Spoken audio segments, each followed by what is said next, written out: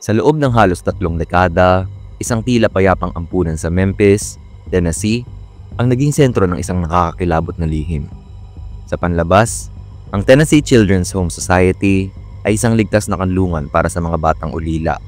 Ngunit sa likod ng matitinong pader nito, isang malawakang operasyon ng pagnanakaw at pagbebenta ng bata ang nagaganap. Ang utak sa likod ng lahat ng ito, si Georgia Tan, isang babaeng ginamit ang kanyang posisyon bilang direktor ng ampunan upang agawin ang libo-libong bata mula sa kanilang mga tunay na pamilya at ibenta sila sa mga walang kaalam-alam na ampunan. Tinatay ang 5,000 bata ang naibenta niya sa loob ng kanyang panunungkulan, habang mahigit 500 bata ang namatay dahil sa kapabayaan at pang-aabuso. Paano nagawang itago ang ganitong kalawak na pandaraya? Paanong sa loob ng 3 dekada ay walang nakapigil sa isang ampunang tila ipinanganak mula sa isang bangungot? At paano sa wakas nabunyag ang lihim ng institusyong ito? Isang lihim na patuloy na nagpapakita kung gaano kadaling mawala ang isang bata sa maling kamay. Ito ang kwento ng isang ampunang naging bitag, isang babaeng naging halimaw at ng isang sistemang nabigo upang protektahan ang mga pinakamahihina sa lipunan. Kapag pinag-uusapan ng buhay ng isang kriminal, bihira sa atin ang makaisip na ang isang bata, isang inosenteng sanggol, ay maaaring nakawin. Paano mo nga naman maipagbibili ang isang bata, hindi ba? Pero sa Tennessee, noong ika-20 siglo, may mga taong gumagawa nito ng hayagan at sa loob ng mahabang panahon. Sa likod ng operasyong ito ay ang Tennessee Children's Home Society, isang institusyong di umano'y nakatuon sa paghahanap ng bagong tahanan para sa mga bata. Pero sa katotohanan, hindi mahalaga kung gusto ito ng bata o hindi. Sa pamumuno ni Georgia Tan, ang institusyong ito ay naging sentro ng ilegal na pagbebenta ng mga bata, lalo na ng mga sanggol na may puting balat, kulay ginto ang buhok, kasul ang mga mata. Dahil mas mataas ang halaga nila sa merkado. Hanggang kailan mo kayang gawin ang ganitong uri ng krimen bago mahuli? 1 taon? 2? 3? Si Georgia Tan ay nakapagtago sa loob ng 26 na taon mula 1924 hanggang 1950. Naging negosyo niya ang pagdukot at pagbebenta ng tinatayang 5,000 bata sa ilalim ng sistemang nagkunwaring ampunan. Ang mas nakakakilabot, maraming pamilya ang hindi kailanman nalaman ng katotohanan hanggang sa huli na ang lahat. Bago pa man maging kilalang magnanakaw ng sanggol si Georgia Tan, nagsimula siya bilang isang social worker, isang trabaho na dapat ay naglalayong tumulong sa mga nangangailangan. Noong 1924, naging direktor siya ng Tennessee Children's Home Society, isang ampunan sa Memphis, Tennessee, na may layuning tulungan ng mga batang walang pamilya. Sa panlabas, mukhang isang mabuting institusyon ng kanyang pinapatakbo. Kilala ito bilang isang organisasyong nagbibigay ng magandang kinabukasan sa mga batang ulila o inabandona. Pero sa likod ng imaheng ito, isang mabisang sistema ng human trafficking ang kanyang binuo. Isang black market para sa mga sanggol. Sa panahong iyon, kakaunti ang mga batas tungkol sa adopsyon.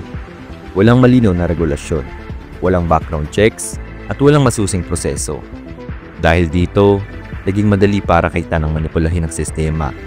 Kilala si Georgia Tan bilang isang babaeng edukado, may mataas na reputasyon at may mabuting layunin. Ginamit niya ang kanyang imahe upang kumbinsihin ng publiko at mga opisyal ng gobyerno na siya ay isang tagapagligtas ng mga ulila. Kahit may chismis na may kakaiba sa kanyang ampunan, mas pinaniwalaan ng mga tao ang kanyang mabuting reputasyon. Isa sa mga pinakamabisang taktika ni Tan ay ibenta ang mga bata sa mayayamang pamilya at kilalang personalidad. Kabilang sa kanyang mga naging kliyente ang Hollywood celebrities, politiko, at elite families mula sa New York at California. Dahil dito, mas lalong tumibay ang kanyang imahe bilang isang pioneer sa pag-aampon. Naglagay siya ng ad sa pahayagan na naglalarawan ng adopsyon bilang isang bagong trend para sa modernong pamilya. Nakapaglabi siya ng mga batas na nagpapadali sa proseso ng adopsyon sa Tennessee, kaya't hindi na masyadong mahigpit ang pagsusuri sa kanyang operasyon. Nakipagkaibigan siya sa mga mamamahayag upang ang anumang negatibong balita tungkol sa kanya ay hindi lumabas sa dyaryo. Kung ganito kalawak ang kanyang operasyon, bakit walang humadlang sa kanya? Ang sagot ay simple: impluwensya at korupsyon. Saan nga ba nagmula ang libu-libong batang dinukot at ipinagbili ni Georgia Tan? Ang sagot ay simple, mula sa mga mahihirap. Para kay Tan, ang mga pamilyang hikahos sa buhay ay madaling kontryahin. Siguro iniisip niya na dahil marami silang anak, hindi agad sila mapapansin kung may isang mawawala. At kung sakaling mapansin nila, wala silang sapat na pera o kakayahan para hanapin ang kanilang nawawalang anak. Pero hindi lang iyon. May kapangyarihan si Georgia Tan sa likod ng kanyang krimen. Palipit siya kay E.H. Crump, isang maimpluwensyang negosyante at minsang alkalde ng Memphis. Sa tulong ni Crump, anumang reklamo laban sa Tennessee Children's Home Society ay agad na pinagtatakpan. Sa halip na hulihin siya, may mga pagkakataong ang pulisya pa mismo ang tumutulong sa kanya sa pagdukot ng mga bata. Isang makapangyarihang politiko sa Tennessee dahil sa kanya, walang pulis o korte ang nangahas na imbestigahan si Georgia Tan. Kapag may magreklamo, agad itong pinapatahimik o hindi pinapansin. Hindi lang siya limitado sa mga pamilyang kapuspalad, pati ang mga sanggol sa mga ospital, kulungan, at mental institutions ay hindi nakaligtas. Sa mga ospital, binabayaran niya ang ilang doktor at nurse upang sabihin sa mga bagong panganak na ina na ang kanilang anak ay stillborn. Ibig sabihin, ipinanganak itong patay. Ngunit ang totoo, buhay ang sanggol at agad itong kinuha ni Tan upang ibenta. Sa kulungan naman at sa mental institutions, sinasamantala niya ang pagiging mahina ng mga babaeng nakakulong o may sakit. Pinapapirma ng mga peking dokumento ng adopsyon o diretsong kinukuha ang kanilang mga sanggol nang walang pahintulot. At kung iniisip yung sikreto niya itong ginagawa, nagkakamali kayo. May mga ad pa siya sa pahayagan na tila isang legal na adoption agency. Animoy nagbebenta lang ng mga hayop. Maraming doktor, nurse, at social workers ang binayaran ni Tan upang tumulong sa kanyang operasyon. Kapag may lumaban sa kanya, ginagamit niya ang kanyang koneksyon upang takutin ang mga ito. Ang mga mahihirap na pamilya ng kanyang ninakawan ng anak ay walang kakayahang lumaban sa isang makapangyarihang organisasyon. Ang totoong pera ay hindi lang nanggaling sa mga lokal na adopsyon. Ang pinakamalaking kita niya ay mula sa mga interstate adoptions sa mga lugar tulad ng New York at Los Angeles. Maraming mayayamang mag-asawang hindi magkaanak ang handang magbayad ng malaking halaga kapalit ng isang sanggol. $5,000 ang presyo ng isang bata noon na kung ikukumpara sa halaga ng pera ngayon, katumbas ng halos $70,000 o mahigit na 4 na milyong piso.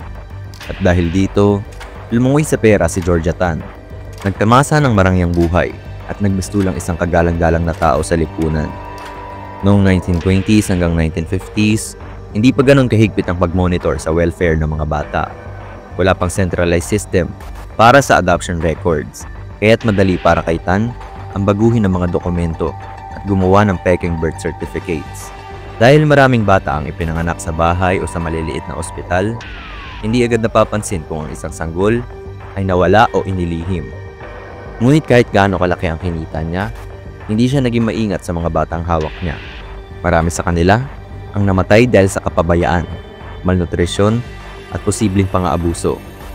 Tinatay ang higit 500 bata ang namatay sa kanyang pangangalaga, na para bang ang buhay ng mga musmus na ito ay parang isang gamit na pwede niyang itapon kung hindi na mapapakinabangan.